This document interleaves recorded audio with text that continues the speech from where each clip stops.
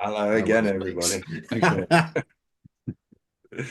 Happy Okay. New Year, everyone. Yeah, Happy New Year. Those of you that celebrate. For those of you watching, we've got an extra new person on the team. Right. Do you want to introduce? It's, Hello, it's Lance. Lance. It's Lance, and we're not advertising for what's it? This coffee shampoo? Do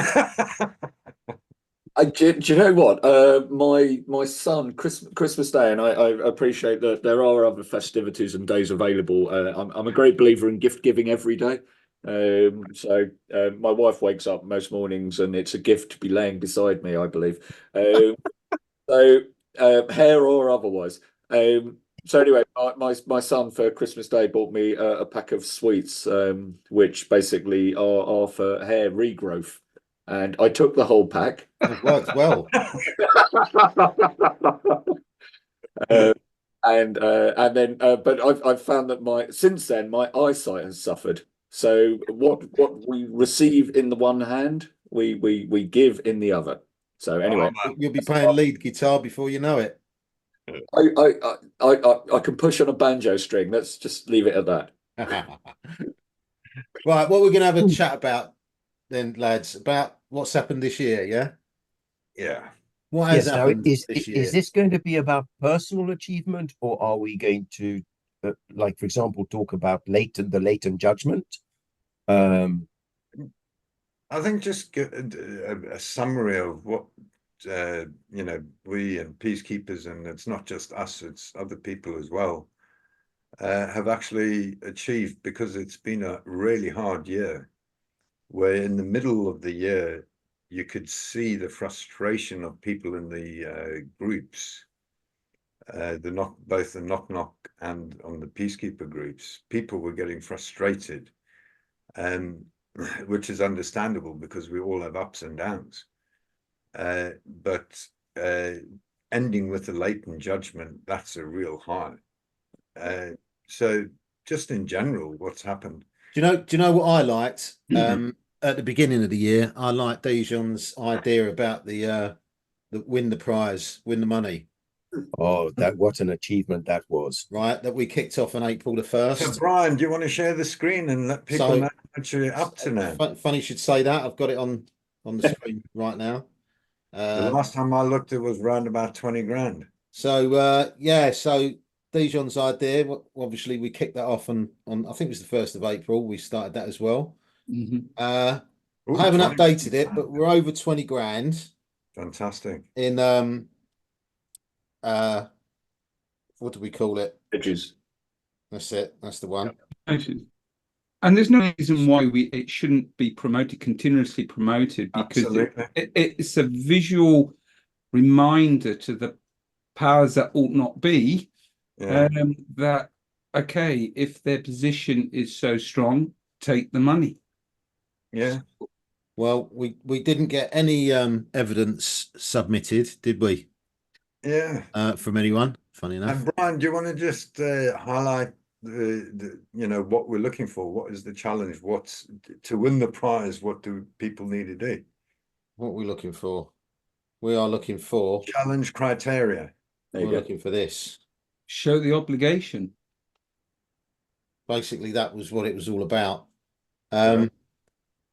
And of course, no, it's never coming, is it? It's never going to come.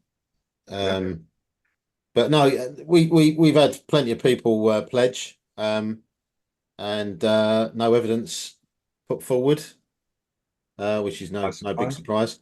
And Dijon, I think you're right. In fact, I'm glad you reminded me of that. I'm going to talk to you afterwards when we finish this about someone that I know that wanted to elevate this a little bit more. So remind me at the end when we finish recording, because he liked this idea quite a lot. So he wanted to elevate that in a particular way. But yeah, that was one of my favourites this year for entertainment purposes. You guys, you here and Lance have put together with Pat, I think, is another. Yeah, that's I like that. I like the Pat. And that'll kick off once people get it. Well, let's do just a very quick 5 seconds. have a Yeah. look at this Just very explain to quickly. people what that's all about. So Pat was devised, June time, something like that. Public accountability team. And as you can see, what we're trying to work on is basically holding public office holders accountable for their actions. And Pat wants to hold open, honest, and transparent conversations with the public office holders where only the truth is admitted. So we've got a nice website here, which takes you through a bit of a journey on what Pat consists of. So we'll put a link in the description for that, and you can have a little look at that. And the nice answers thing is it goes through the Nolan principles, which many people are familiar with. Oh, what the Nolan principles? Which is an obligation of theirs. Look, the Nolan principles. I've got It's all here. a few slides here if you want me to throw them up on the screen. Yeah. Yeah, which also dovetail into what you guys have been chatting, especially on the latest ruling about the perception of who has the power to make law and things like that. So I can show that up there and we can discuss that. Do you want to first just tell people what you've been doing, because you've been working closely with Chris Coverdale and it's been some positive because he's actually really involved with that. Or you as well, Dijon? I don't know with Chris. Yes, the Dijon is as well. Oh, well, between the two of you, people know what's going there. Well, for me, the involvement with Chris, obviously, I thought dovetailed quite nicely into what we were doing. Is that again? Is actually saying, look, we're not refusing. We just want to show and bring to your attention first of all, the obligation, but also is that I don't want to commit a criminal offence. And according to the legislation law, it is a criminal offence for me to cooperate with someone who is ancillary to or directly involved in war crimes, etc., etc. So here's the money, put it to one side, you can have it. But it seems that obviously the powers that ought not be just will continue to ignore that. Again, I've dovetailed it into the platform with the PeaceKeepers on that the online platform. Well, if you can talk about that a little later, because I mean, so it's again, it's another thing that we're pushing, and I know it's been mentioned. I know that you've been more up to date with it, Hugh. I don't know what's your latest involvement with Chris, because I've been involved in other bits and pieces. So much on. Right. I must start by saying that actually, although the two mechanisms, if you're going to call them that, are in harmony to some point, I am making sure that my local council does not know that I have done this declaration and deed, because I don't want them to drop my case. Do you see what I mean? Because we need to get to the High Court. Case. Yeah. And we need to get this thing about basically we have the right to decide whether we consent to legislation or not. We've got to get that precedent. Just like the Leighton judgment, that's from the High Court. Yeah.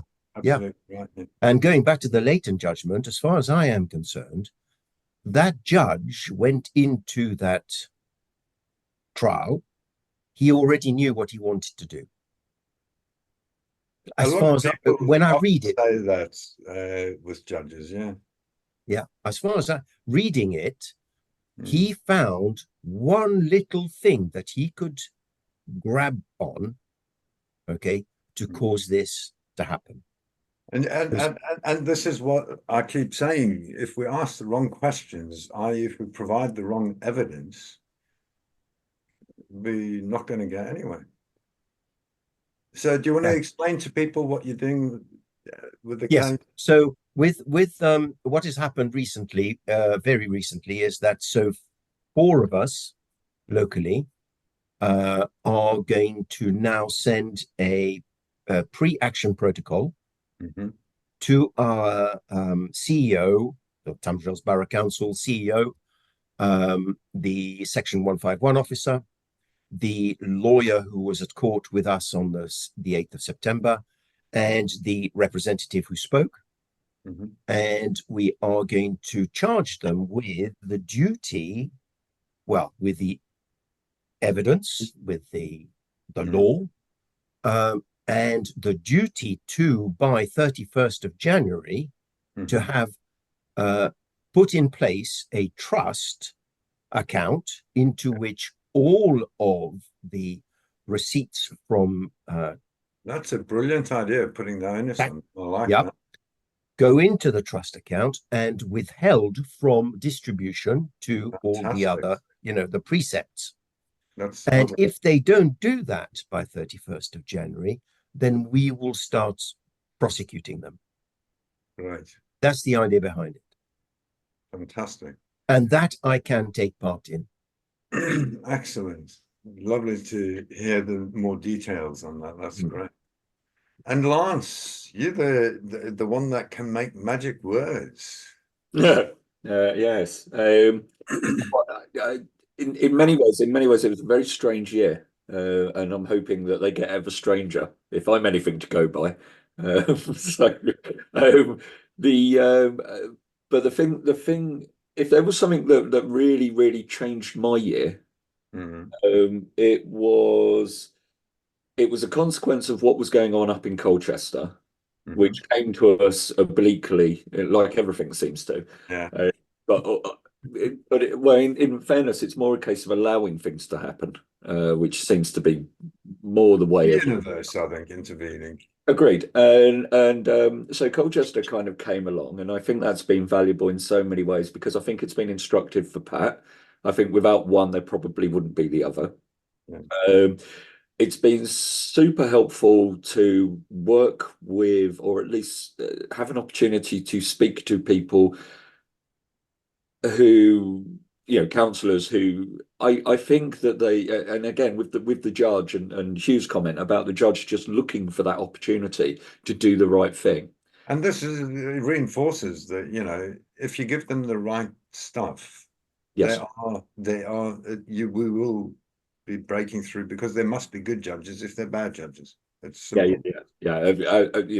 With one hand, the other, and the councillors are demonstrating that, because they're positively looking for us to pitch up, because we can speak in a way that they feel they cannot. Yeah, understand that. Such courage. And they're confused by politics. Yeah. And I get that, because we all go there. We all have to kind of get to the end of politics.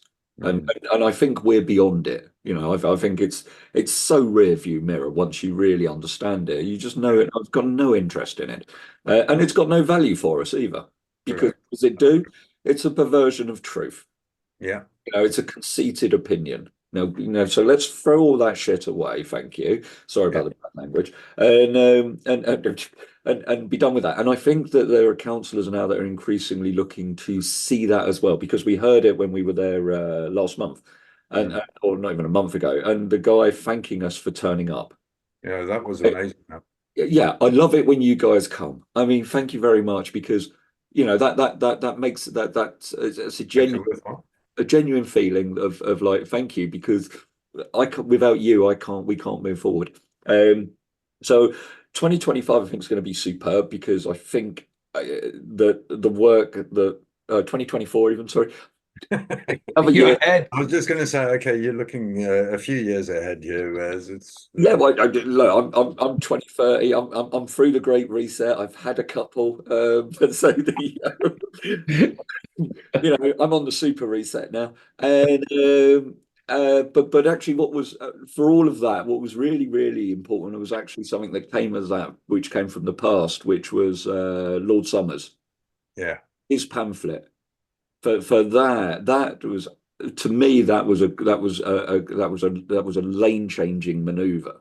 And understanding. Yeah, absolutely, because what it enabled me to actually reconstitute the fact that what happened at the time. And we're not doing anything new here. Yeah. And these guys, those guys all did it already, and all we really kind of do is like, you know, it's like there's a cathartic moment, and for me that was then, because that enabled me to kind of go, actually, do you know what? These guys were streets ahead of, I think, in terms of whoever wrote the Bill of Rights and the constitutional Yeah, clause, absolutely. yeah, absolutely incredible. What I felt was really interesting, what John's in the Bill of Rights is again what it didn't say. And I think that it was, and so there was so much more purpose in the way in which it was written. Why? Because John Summers's book effectively iterated the bigger thinking that was going on. And he was one of the authors of it, wasn't he? Yeah. Again, I wasn't there, but let's take it as read. I mean, he's in St. Stephen's Hall. There's a bust of him, so he must have done something right. But I think what was really interesting is that I don't feel that they felt at the time that they could properly express their true mind. Well, I think they've done an incredible job in the Bill of Rights, the Coronation Oath Act, and the Act of Settlement. I mean, those are incredible documents. They are, but it's really what they don't say, because you have to kind of interpret to get to the mind behind. And I think because their ideas were truly revolutionary, that they couldn't actually express them distinctly, and they had to hide behind these documents in some ways. Well, those of you that don't know, I've started a law degree, and the first one is public law, and that there really is about the Constitution or lack of Constitution or whatever they're arguing about. And so I'm actually going over the last 1,000-year history, and I can tell you there's nothing in the Bill of Rights that wasn't previously done. Yeah, so consolidating the lessons from prior, it's incredible. Yeah. So, I mean, I suppose that begs the question in the work of this year, and something that I'm starting to more talk about is, you know, are we in and to me, this is manifestly clear, we need to reiterate again. And I think that's what this process really is kind of going on, even we know it or not. We need to manifest it into the material, which seems to not have happened. So how do we get to the point where, you know, it's said that it's not written, but you know, it is absolutely written. It's written, that little sentence that says the people basically cannot be prejudiced against. And so that's who decides? lawful. Who decides? And this is where I mean, fundamentally, what you've got going on is just theories of parliamentary sovereignty, but they even very misexpressed. Parliament is sovereign over its business, just like you sovereign in your house, just like, you know, each of us is sovereign in our house. Nobody can tell anybody else what we do. Hence, if Parliament makes acts of Parliament, only Parliament can unenact them by repealing them or modifying them. No, I can't do it. I didn't make it.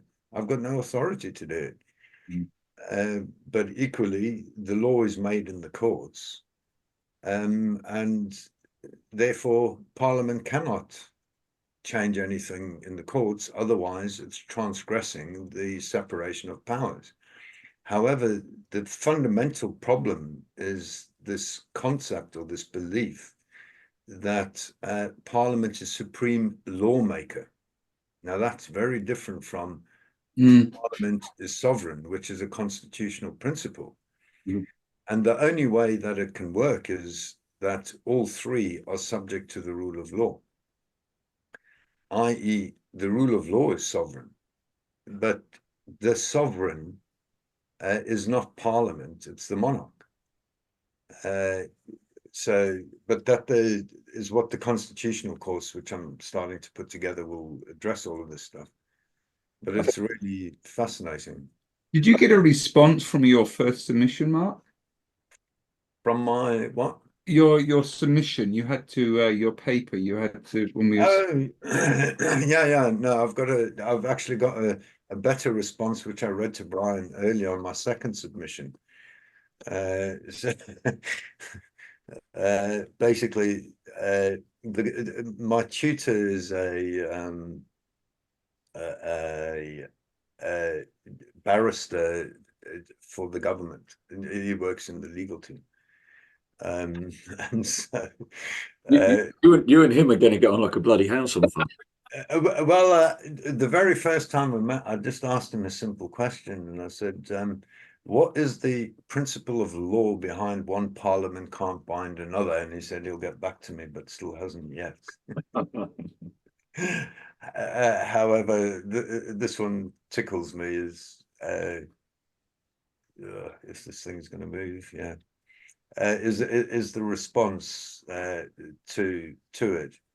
And basically, you know, thanks for posting this, having worked your way through this activity. I really like your description of a constitution being a form of public dispute resolution system. Now it gets interesting. This idea has often been in the back of my mind. A dispute resolution system for whom? Perhaps the executive, the legislature, and the judiciary, and citizens too. Oh, I do see where you're coming from. So my question to you is, what would actual legal norms, rules, sorry, what actual legal norms or rules would you introduce to alter the constitution in the way you desire? So my answer to him was, you'll have to wait for TMA, my next module assignment for that. From what I see, our forefathers already solved this problem. Agreed. exactly. So I'm actually enjoying it, but really there's no discussion of the Bill of Rights and that. I mean, I'm not surprised that, you know, there's nothing that surprised me in the way that the legal profession works, the way the judiciary works, you know. But it was interesting to see. And another interesting thing is in the research, there seems to be a very different thought process coming out of Cambridge University and people that come through the Cambridge University system as opposed to the Oxford University. Cambridge seems to be very forward looking by going back into the basics and thinking very much in line. And there's a number of people who've published a lot of papers over the last sort of 10 years or so. So that is the change. Exactly what we're doing is actually in academia starting as well, as well as in the judgments coming out the courts since the Thornton judgments and going back actually to Lord Coke's case of proclamations. So this change is definitely happening. It's great. Whereas in Oxford, generally, they seem to be this dicey bunch. They still seem to be in the dicey era, but that's another thing. It's interesting because there's the historical parallel between those two seats of learning. Yeah. Now, Oxford was always was the seat of the monarchy, and Cambridge was set up in opposition to Oxford. So I did not realise that. Cambridge has always been the rebellious seat. And you're starting to go out into, you know, you're heading towards Norfolk, and you know, and Cromwell's country, Nelson's country. These are very, very interesting sort of geographical places. Yeah, I've heard them. To hear that you're seeing a very pro-establishment Oxford versus a wait a minute, what's going on here? Cambridge, actually, it's there's kind of that's in the water of that argument. Yes. So. And what's really interesting, I mean, I don't know, you know, is I think that these conversations outside of academia leaks into academia. What is actually most interesting, okay, is that academia doesn't actually rely on evidence. It's bullshit. Primary sources. Yeah. This is why I left. And it's biggest criticism I got of academia is they hate originality, they hate thinking, they do everything to suppress it. All they like is tick boxing, and it's why it made me sick in my mid-20s. I went, well, in all this stuff, okay, other than the right for MPs to speak, okay, freedom of speech of MPs, Article 9, which it comes up quite a bit. There is no mention of any of the other articles.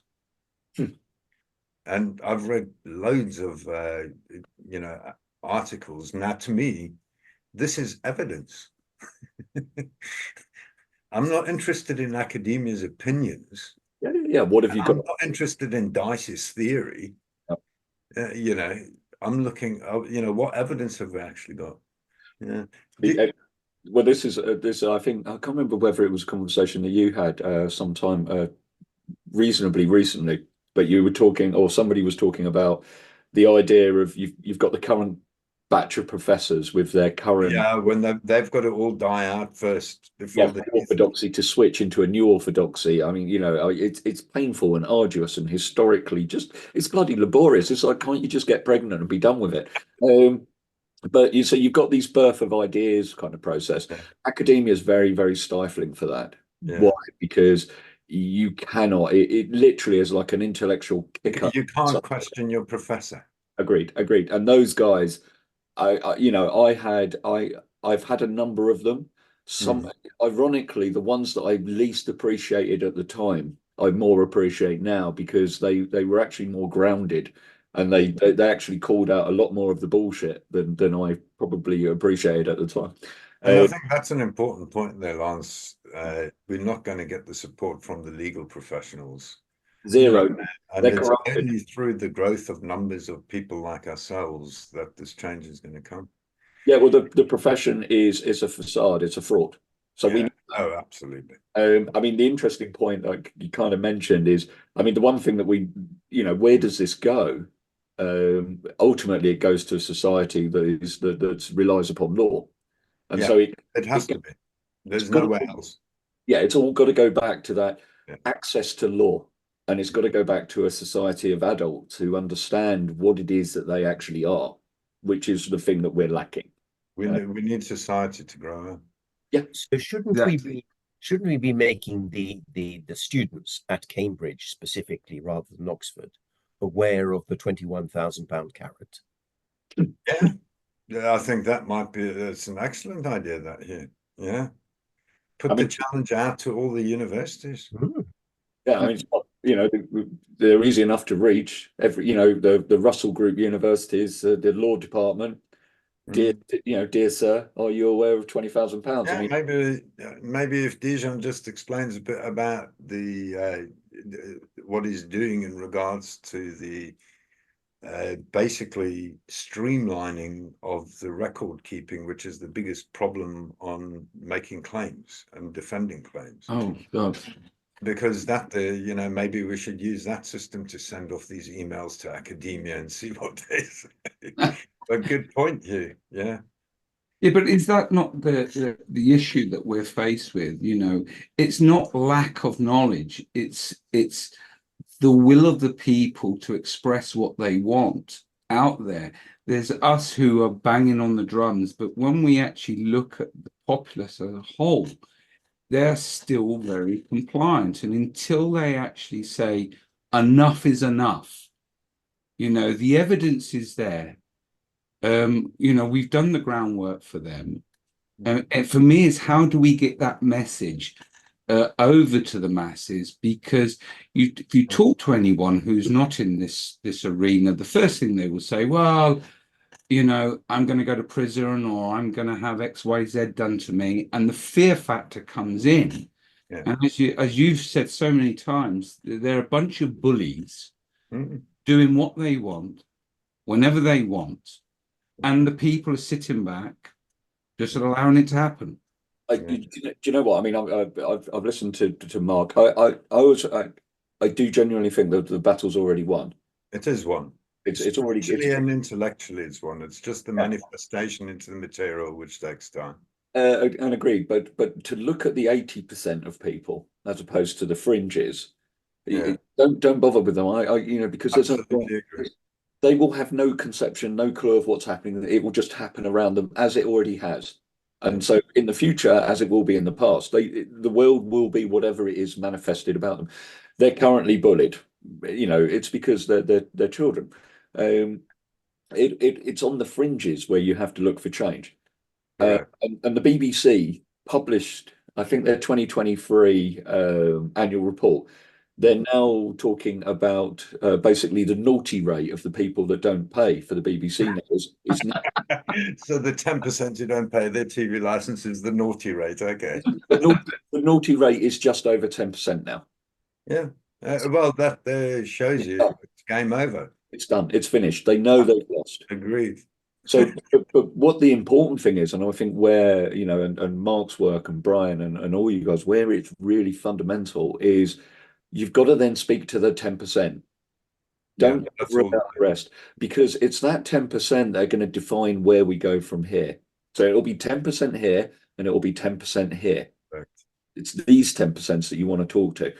Now, to my mind, the most valuable thing that Peacekeepers has brought is application of a historical understanding of our forefathers' thinking. You know, whether by hook or by crook, you've got to a position whereby you're sort of now we're going to speak to that 10%, and we're going to have a damn bloody good idea in our minds exactly how society should operate. Never mind the 80, and certainly don't mind the 10% of psychotics over there. I only need. And you know what's interesting about that? Okay, if you look at what Hughes described, what his little group is doing, okay, using the concepts. I mean, Hughes not showed me any of his paperwork or anything. He doesn't need to. And that's what's happening. People are starting to run with the ideas. And we've got guys challenge. There's about a dozen people now who are putting together the paperwork. They're putting together good arguments. They, you know, if you look at Chaz and what's going on with the costing, 98's monkey, Danny, Mark, another guy up in Sheffield. We've got about a dozen people that are taking it to them. We are taking now what Hughes really highlighted there. We are taking the battle straight to them.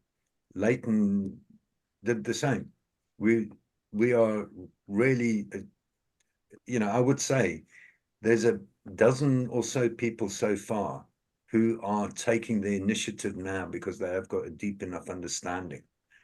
So if we've achieved that in 2 years, really, that change, and the next 2 years, you know, call it 10 people changed over 2 years, that gives us some idea of the speed of the ripple effect. That means in another 2 years, it's going to be 100 people. And 2 years later, that's 1,000 people. That's all we need to create the change. It's just not very much. Yeah, exactly. And so it's that 10. And so, you know, let's have everyone in the right place in their right minds. You're muted, Brian, if you're trying to talk. I was just going to add, so it's not enough then, Mark, to wear a wig and glasses to make the change. I'm in transition. Clearly. I'm in 2023 when it started with the response from the lawyer from George's case with the council tax and the people that turned up on March the 2nd, the numbers, I was really hopeful that, hang on, we might well get some change really quick here. But still, I get the monthly email from the police, oh, we're really busy and here's my update. We've got no update because I've been really busy. Had that one every 28 days. And we put in the PCP, we sorted out the first issue of the claimants, or the informants, sorry, because it's a PCP. And then basically what happened there was when I first submitted it, the magistrate basically said, no, up yours. If you want to take this further, you've got to go to judicial review. However, when I corrected the informants, he did evaluate it and then turned around and said, there's not enough evidence. Go and take it to judicial review. I'm not looking at this again. And that there really is what now is reinforced with this Leighton judgment. What we need to do is first sue them civilly. Because if we can prove the breach civilly, and win a claim in the civil on balance of probabilities, there's no way the magistrate then can turn it away and say that there's no prima facie evidence. So that way we will force this stuff into not only hitting them in their pockets, but also moving it into criminals so that they start getting locked up. So, yeah, I mean, this latent judgment, I think 2024 is going to be an amazing year just to really build the numbers, because it's going to really pique interest. Now, if you look at the interest that the latent judgments peak, you know, you've got black belt barrister talking about it, and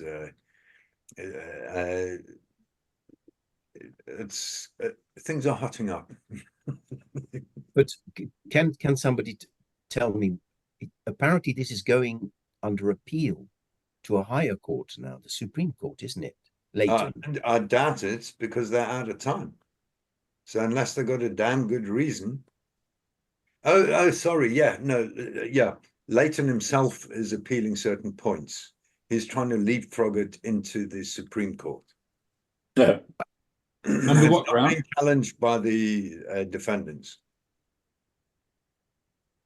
It's just additional points from the claimant, where he's trying to leapfrog into the Supreme Court. But it needs sorting. tactically, that sounds very good, because it means that if their attention is turned to his appeal, okay, they will just leave what Harrison said alone. Yeah. Oh no, absolutely. Until somebody appeals this basically is the precedent now. Yes, it's I'm marvelous. sure there are other precedents, but we just haven't got them directly relating to council tax. So, but this year's an excellent precedent for the process. It goes back to that fundamental question, sort of not losing sight for the forest is authority. Yeah. Demonstrate. That's how this all started, you know, the knock challenge, no obligation challenge. Yeah. Keep it simple, I think. Well, it is simple, isn't it? It is simple. It's so simple. And you'll see exactly how this freeman of the land stuff fits in with this. It's quite simple. I'm really looking forward to putting this constitutional course together. I've started making loads of different things, because again, it's about trying to concentrate energies. We need to laser focus this light bulb without a lampshade, and there's what's going to really start things moving. But I think that's one of the key areas for me this year is to really highlight where the separations of powers lie and who has what. This notion that you guys have been banging on and that I face almost on a daily. Yeah. Well, this is Parliament is supreme. They make the laws. And it keeps them going on and on and on. No, and there's no evidence for that, and we'll win it in the court. Absolutely. But first, we need to win it in the public. Yeah. Well, no, I mean, basically, no, we'll win it in the court before. Yes, it's in court. It's in court. It's going to be won in the court. No, agreed. But I think it's quicker to win in the public. Well, once we've got, you know, already, if you look at the change that's created with the few of us at the moment, and you know, we're only around about 10, what we've achieved was change in both the Justices Clerk Society. They were basically forced to deal with this issue of liability orders because of the knock challenge and people putting in FOIs. So, and that's less than 100 people creating change. Yeah, so, and I mean, sorry, where I sort of say the public is more through the PAT aspect. So, and I think the PAT thing. The FOIs. I mean, I think these things they operate at so many different levels. And exactly. Yeah. And so I think the FOIs. I think they go to the I was reading I was reading an article just this morning on basically the idea of entropy and bureaucratic entropy, and I think that's kind of where we are. But without the people insisting that, you know, your East German experience, as it were, and without the people demanding that the system operate according to its own rules, then, and I think that's a big element of Pat in that. But equally, as soon as we start having those conversations, they ultimately will come down to law and constitution and for the grown up. The other thing I like about Pat is that, you know, I started with the Peacekeeper course, and that there really was in response to educate people about their rights and how to deal with bullies, the police at the time, because that was all the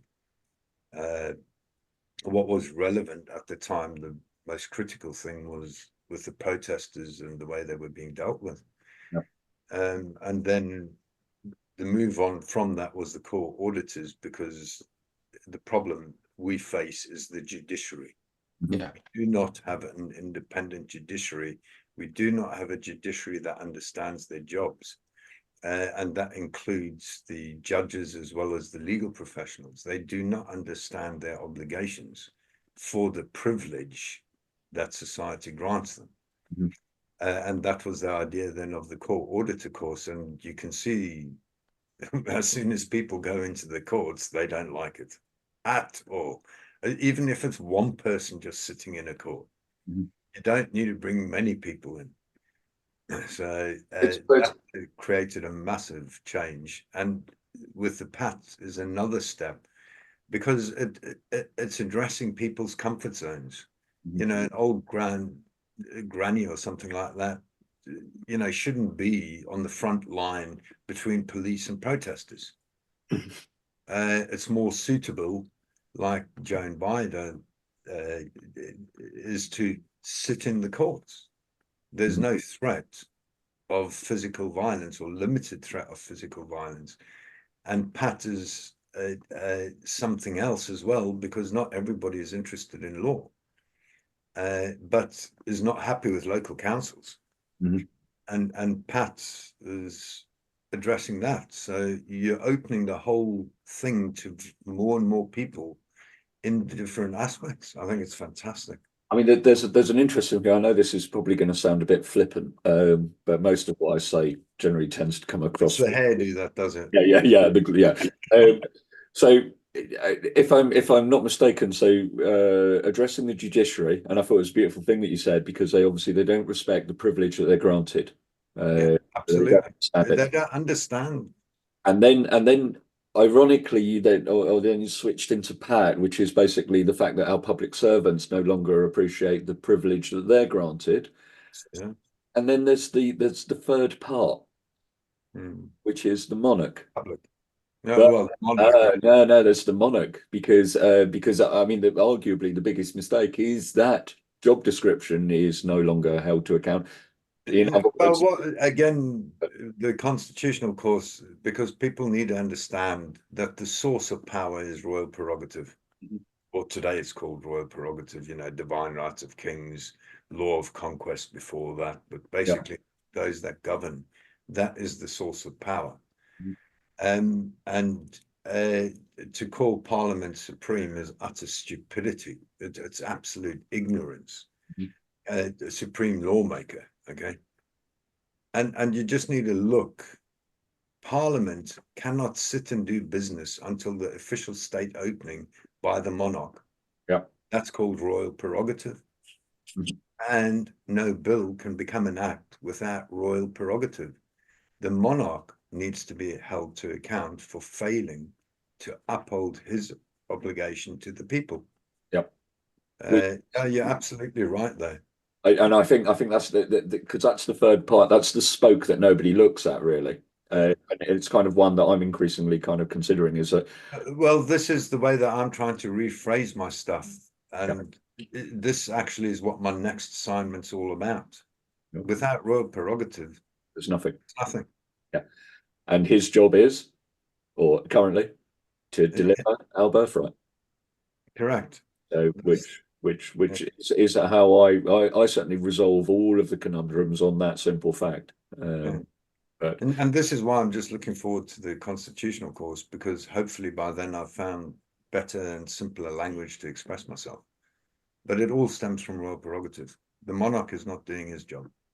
yeah, And to turn around to say, oh no, but you know, MPs or the publicly elected people, again, the rationality of that itself is just absolutely absurd. One of the fundamentals where I started, and you know, where can anybody evidence that any individual or group of individuals can tell any other individual or group of individuals what to do? Yeah, it's that simple. And so that there shoots the whole democratic argument out the water. There is no evidence to give it credibility. It's merely a theory, an idea. That's it. And a piss poor one. But it's cheaper to bribe 600 and I mean half of the MPs as big business. You just bribe them to make acts of parliament for your benefit. And it's a damn sight cheaper than bribing the populace. Globally. Yeah. Is there anything else anybody else really thinks or wants to bring up for this year and reflections on last year? Well, I would like to offer a personal achievement, which was to go into court and have absolutely no fear. Love it here. Absolutely no fear. Yes, and to just observe these people making an absolute hash of it. Yeah. It's when you go, because when I did mine 2000, whenever it was 15, I went by myself, and that just district judge knew I didn't fear him.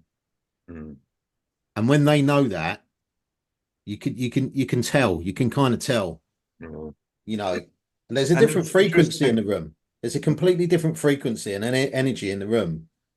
You know, and on the 8th of September, that was 5 of us going into court. Yeah. Okay. Plus a gallery of 18, all no fear.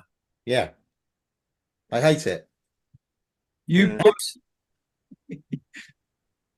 No, and really, I think people mustn't forget the value of what Calvin's doing. Calvin's really put himself out there. And he's got a great bunch, a good group down there in London. And he's having the courage, and again, no fear, to directly challenge so many things. And it's incredibly stressful. What he's going through, the endless injustices, which hopefully this year, well, no, this year, 2024, these will all be resolved.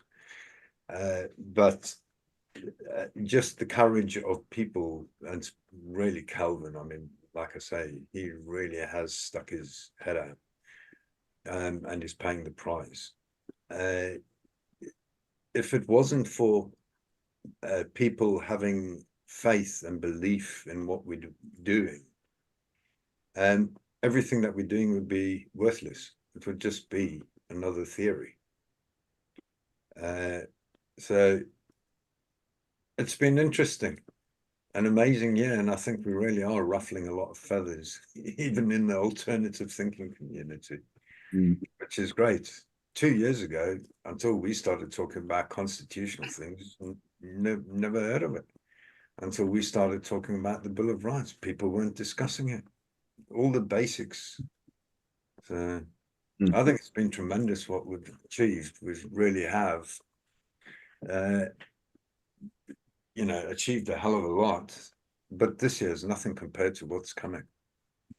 and I think the other thing that I found frustrating for me, and that I want to be driving home, is more and more people are coming to the platform. You know, there's a number of channels that I watch, and there's lots of informative interviews, but I think it should always be caveated with, great, show me the evidence. Yeah, no, that's the first thing. It's, you know, a lot of these people who maybe good intentions, they put out this information, they never ever question, sounds great, show me the evidence.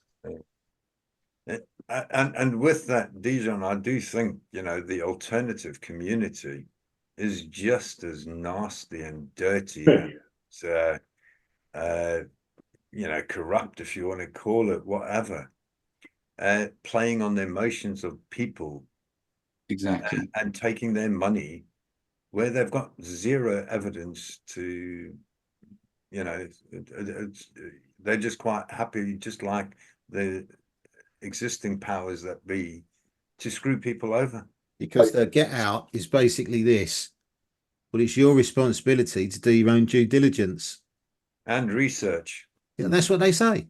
It's insane. They've been saying it for years. Yeah. I think it's That's despicable. the biggest bloody cop out. Go and do your own research. Check it yourself. Never lose sight of the fact that we're all human. Yeah, absolutely. And so we all can.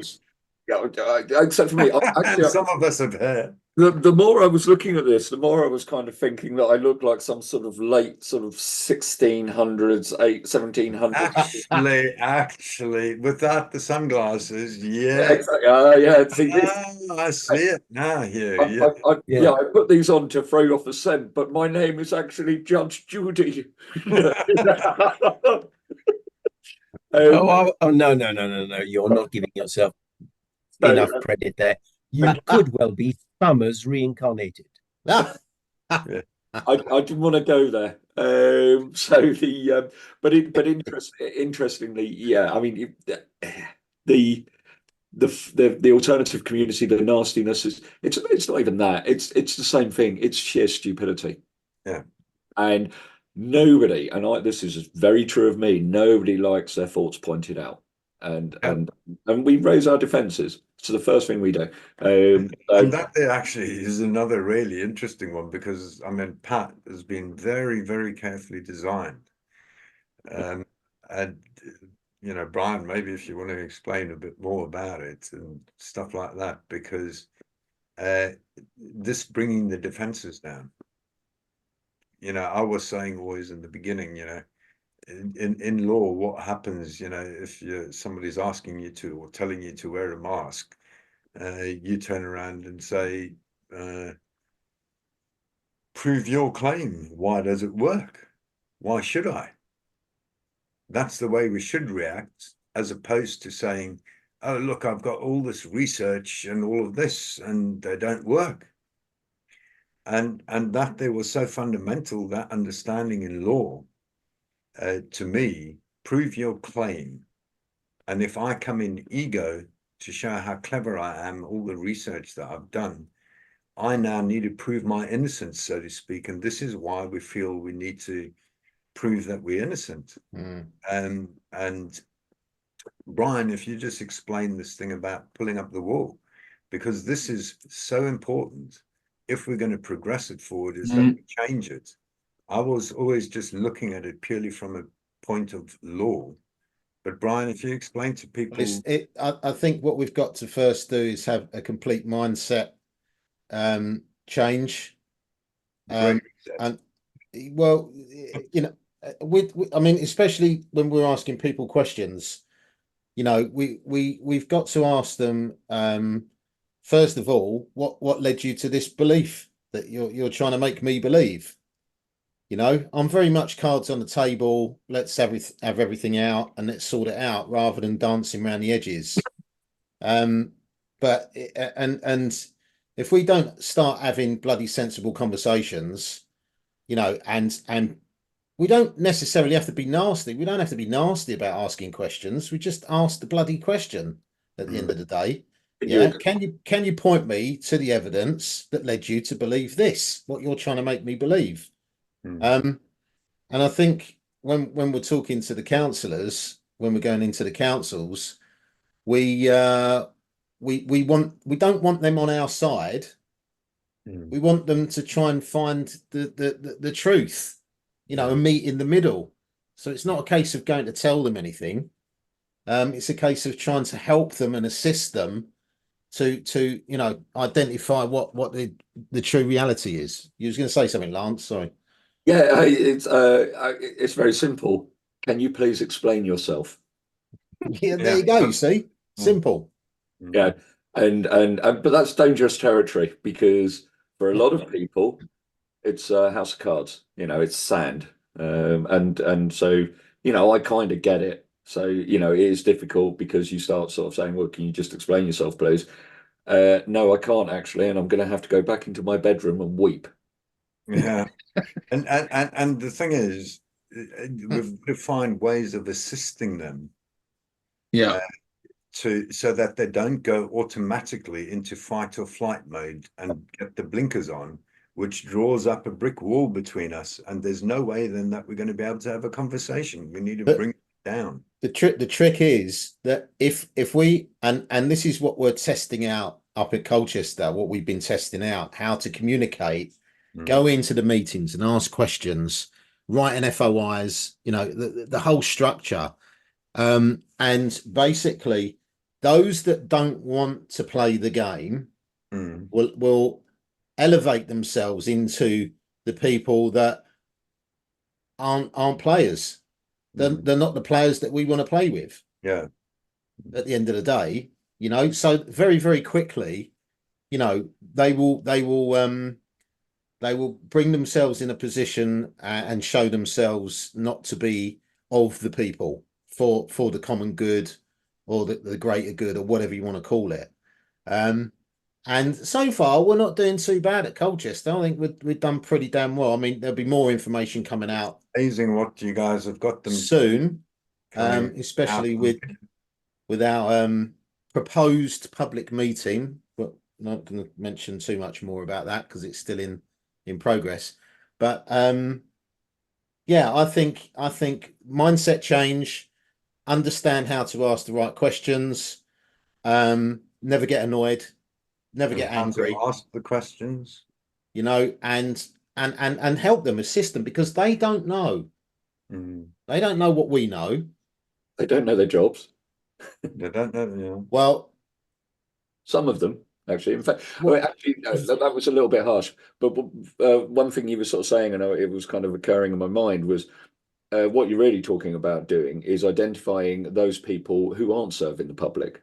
Yeah, that's what we want to do. Yeah, it's identifying those people for the public and saying these people are not serving you. We need to extract them, which is a problem with a number of public servants. You know, pick a percentage, and it's really a question of identification. Well, I would say it's the minority, because I do genuinely believe, you know, certainly with the legal profession, people intend into it to do we will find out.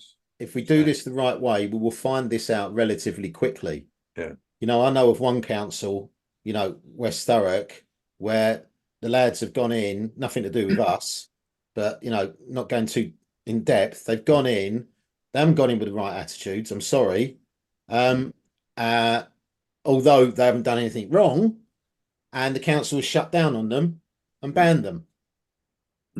So, you know, let's how we do things is something that we need to spend time on. We don't get angry. Don't come from a place of anger, right? And if you do, control the anger, because I control mine very, very well, 99% of the time. So, you know, if you knew what was going on inside my head, right, a lot of the time you'd go, I don't want to be there. Right? Right, I reckon maybe we should sort of like try and call it a day. I mean, there's so much that we've talked about, so much. It's been absolutely brilliant. No, I think it's just been nice to have a nice casual catch up, so to speak. What I really am looking forward to this year is going to be arranging with Norman a peacekeeper conference get together sort of thing in the spring, early spring, where basically it's not, for training or not formal training, so to speak, but it's really so that people can just, talk to one another, can, what's the right word, network. Because when I did the training there last time, it was just fantastic because people weren't running off at 5 o'clock or weren't getting there at 9 o'clock. They were just mingling the whole time. So there was no need to rush the course, so to speak. And you could just divert off all sorts of stuff. And what came out of that was just absolutely fantastic. So we want to try, and that's something else that's on the agenda for this year, is to try and possibly get a few places around the country where literally people camp,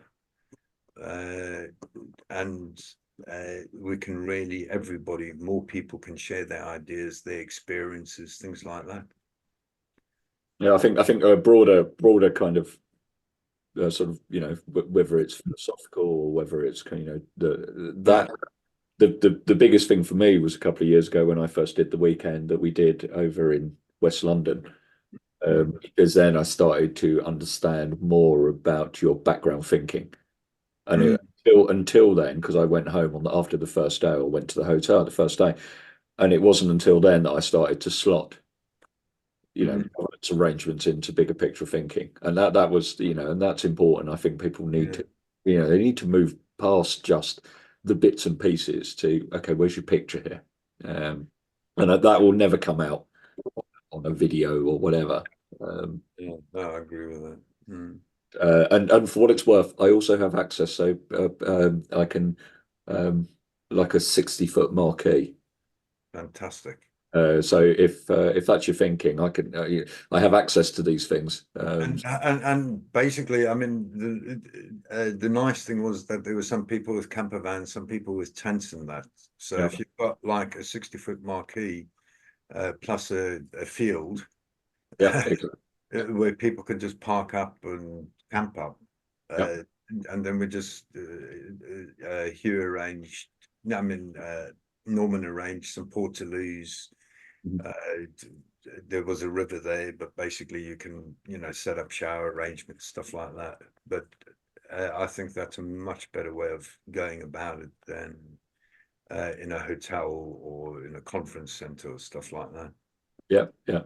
Anyway, so it's nice to see if we can get something like that, more like that going. Brilliant, guys. It's been a good chat, a good catch up. Yeah. Happy New Year. Yeah. Roll on 2024. 2024, the year of exposure. Yep. Yeah. Yes. So keep that head covered. Yeah. Wig adjustment required. Yeah. It's lovely and warm, this hair. I'm sure. Yeah. And on that note, I'll just share your screen here, guys. I'll just show you something else. Go for it. Yeah, no. I just thought I'll just leave this with everybody. I think would be. Can you see that? Yeah. Just that we need to be focusing on this. Oh, absolutely. Your Nolans. Your Nolans. Absolutely. And they're all over, but nobody reads them and nobody holds them to account to them. They will be. Yeah. Their accountability. They don't like it. No. No. They don't even know it. Well, we know. Will do soon. Yeah. Yeah, that's a nice one to end it on, Dijon. Okay, guys. Happy New Year. Yeah. Happy New Year to you all. Happy New Year. Okay.